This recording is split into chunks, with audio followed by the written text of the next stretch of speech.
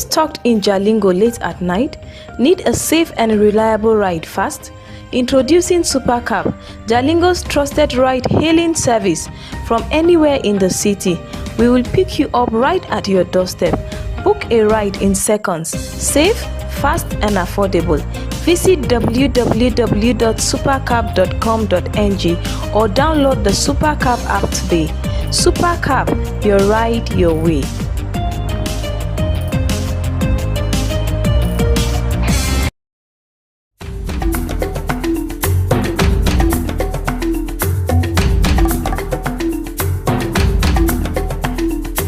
Ladies and gentlemen, queens and kings of purpose, welcome to the Taraba Human Rights International Film Festival 2025, where nearly 100 powerful minds, dreamers, doers, and defenders of humanity will be gathered at Taraba 2025. And I say to them, welcome to the spark before the wildfire and to the heartbeat of a legacy. Prince Homsuk Alex Jibrin is my name. I am the greatest grandson to the 23rd Longwo, third son to the Kanai of the Ko chiefdom, and a true prince to the house of Mamen. At Tarif, we will not only be telling stories, but we will be reviving the very soul of the people through film. In September 2025, Taraba will rise again as we invite you to experience, explore, and invest in the greatest epic film ever in the Kumbo Legacy Workshop. And this is where ancient tradition will meet with modern transformation. Because at Tarif, we shall be celebrating the strength, wisdom, and heritage of the greatest empire that has ever existed in West African history. And tomorrow, we shall immortalize it in art, film, and in fire. So storytellers, stand tall. The legacy is calling. Will you answer? Welcome to Tarif 2025. Let the revolution begin.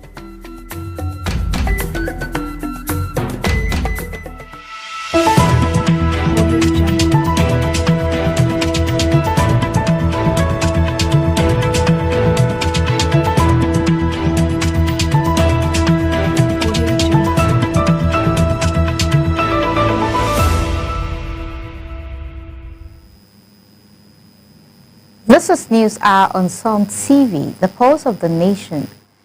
We are beaming our signals from Jalingo, the state capital of Taraba. Connect with us, follow us on Facebook at Psalm TV, and stream live on YouTube at Psalm TV Live. Here are the leading stories shaping the headlines today. Northern Youth Council of Nigeria rejects federal government's plan for state police, calling it a misplaced priority. Anambra State Police dismantled IPOB/ESN militia camp with support from military and security agencies. Severe flooding hits Kunini community in Lao local government area after heavy rainfall collapsing houses and submerging farmlands. I am Bridget James, and now the news in full. In a recent development on national security, the Northern Youth Council of Nigeria has strongly rejected the federal government's plan to create state police, describing it as a misplaced priority that would not adequately address the country's security challenges. NYCN President Isa Abubakar emphasized that underfunding, manpower shortages, poor welfare, and corruption within existing security agencies remain critical issues. Consequently, he urged the government to focus on strengthening the Nigerian police force instead. Abubakar further warned that state police could be politically misused and stressed the necessity of robust recruitment, improved welfare, and sufficient resources for federal law enforcement. Highlighting the current insufficiency, he noted that with fewer than 300,000 officers for over 200 million citizens, The force should be expanded to 5 million to meet national security demand. Similarly, Abubakar reiterated these concerns, cautioning that state-controlled police could be politicized and potentially used to suppress citizens' right. He called for strategic reform in recruitment, welfare, and equipment for the federal police, arguing that increasing the number of officers could be more effective than establishing additional policing agencies that could be misappropriated for political ends. Meanwhile, proactive measures against militant group continues across the southeast. The Anambra State Police Command, supported by the 302 Artillery Regiment and the Department of State Services and local vigilantes, successfully dismantled an Eastern Security Network and indigenous people of Biafra military camp in Aguluezeku, Agota local government area, conducted early on September 2nd, 2025. The operation lasted over 5 hours, resulting in the destruction of the camp, the recovery of several improvised explosive devices, and the seizure of a Lexus SUV. While some suspects escaped with gunshot injuries, security forces stabilized the area. Notably, a similar operation by the Imo State Police previously led to the arrest of 29 suspects and the confiscation of weapons and ritual items. In addition to ground operation the counter-terrorism efforts have also intensified. The Nigerian Air Force carried out the precision airstrike on September 3rd, 2025, targeting a Sambisa forest hideout in Borno State, conducted by Air Component of Operations Hadinkai. The strike eliminated over 15 terrorists, including key commanders linked to recent attack in Bita, Goza local government area. Air Commodore Elimin Odome stated that critical structures were destroyed, significantly reducing the operational capacity of insurgents. This operation underscores the Nigerian Air Force commitment to national security and highlight ongoing efforts to dismantle Boko Haram and Islamic State in West Africa province. In the northeast, where communities have faced prolonged displaced and economic disruption. Furthermore, the Federal Capital Territory Police Command confirmed a fatal motor accident along Nnamdi Azikiwe Expressway near Mabushi on that bridge on September 3rd, 2025. Superintendent of Police Josephine Ade reported that driver Emeka Ihekweme and his wife were accosted by 3 unidentified suspects, resulting in the struggle for control of the vehicle. The incident caused a collision with a parked Brenza and bridge pillar, leaving Ihekweme and his wife and 2 of the assailants dead, while the 3rd suspect was hospitalized. Investigation in the circumstances are ongoing. Turning to environmental concern, the Kunini community in Lao local government area of Taraba State experienced severe flooding on Thursday morning, following several hours of heavy rainfall. The downpour caused streams and drainage channels to overflow, submerging houses, farmlands, and local roads, and also creating anxiety among residents. Eyewitnesses reported that the prolonged rain intensified the flooding and highlighting the urgent need for effective drainage and flood management measures in the state. Some TV correspondent has the details. Several hours of downpour left houses, farmland, and local roads in Kunini community submerged. The rain, which started in the early hours, caused streams and drainage channels to overflow their banks, forcing some residents to evacuate their home.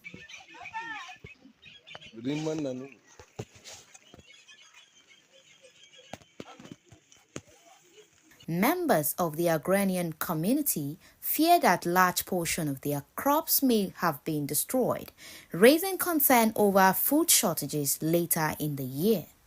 Community leaders are now appealing to government and emergency agency to step in with immediate relief and long-term solutions to the recurrent flooding.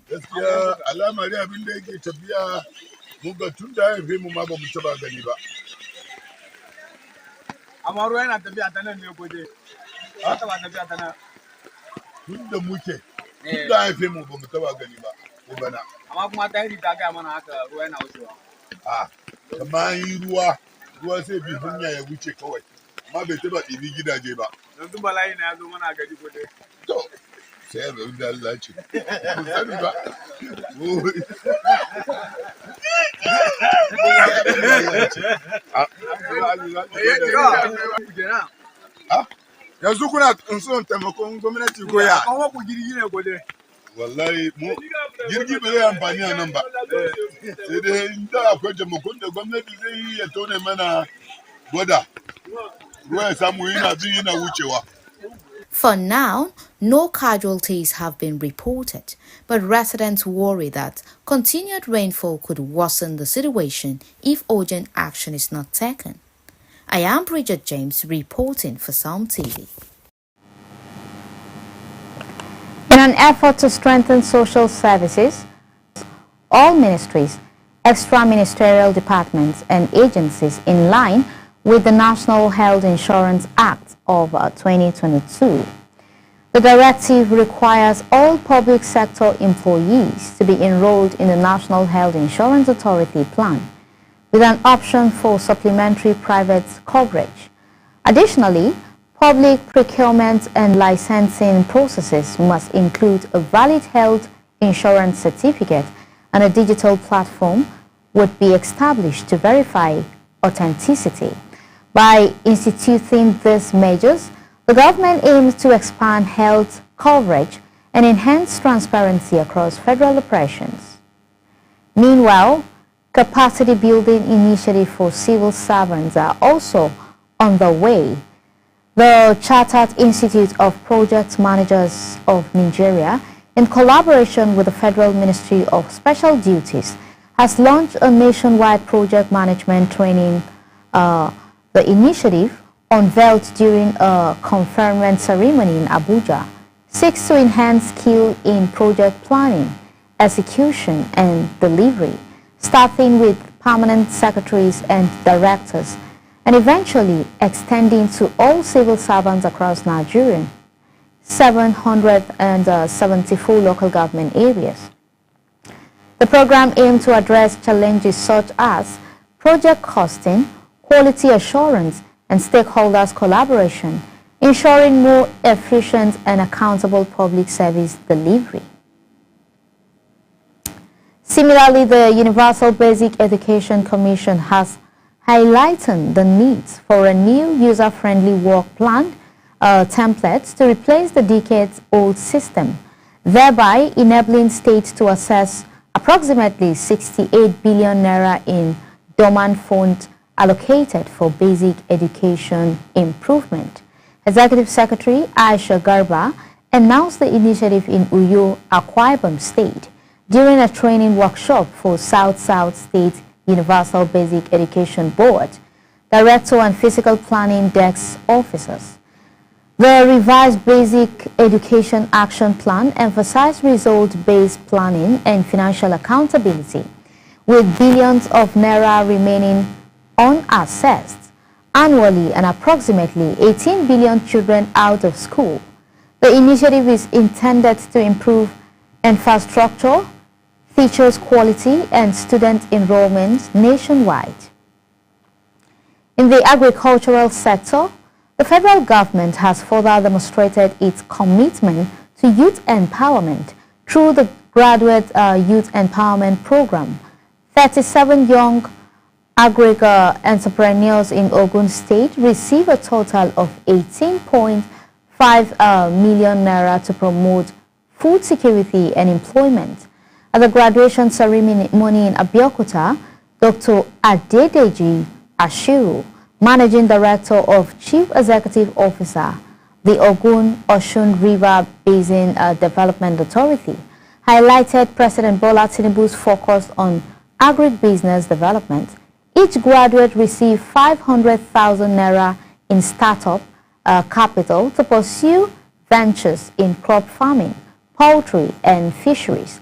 Since its inception in 2016, the program has trained over 200 youths, equipping them with practical agricultural skills to derive local food production and job creation. In the private sector, Mubad Plus has rebranded as Easily, signaling a renewed focus on delivering affordable solar energy and digital connectivity to undeserved African communities. This rebranding follows Buolite's acquisition of a majority stake in April 2025. According to CEO Kolawole Osinowo, Easily aimed at expanding its reach in Nigeria, Ivory Coast, and Madagascar, providing reliable energy and digital services to homes, small businesses, and remote markets. The new name reflects the company's commitment to innovation, inclusion, and measurable impact, while existing clients and partners continue to receive uninterrupted services during the transition. Additionally, financial technology disruptions have emerged. First Bank temporarily experienced downtime affecting its digital banking platform, including First Mobile, First Online, and the unstructured supplementary service data platform. The disruption prevented some customers from completing transactions. In a Thursday notice, the bank apologized for the inconvenience, assuring clients that its technical team, in collaboration with service partners, was working to restore full functionality. Customers were advised that transactions might be delayed or declined until systems were fully operational. It's now time for a brief commercial break. Stay with us. The most captivating stories are just moments away. Please don't go away.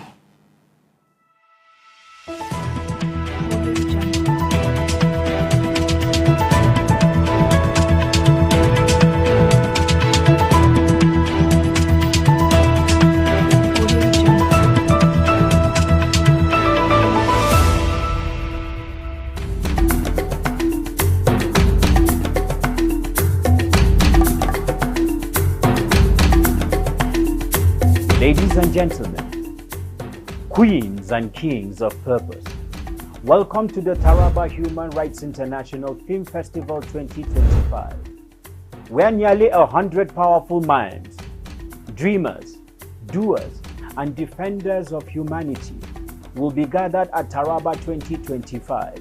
And I say to them, welcome to the spark before the wildfire and to the heartbeat of a legacy. Prince Homsuk Alex Jibrin is my name. I am the greatest grandson to the 23rd Longwo, third son to the Kanai of the Ko chiefdom, and a true prince to the house of Mamen. At Tarif,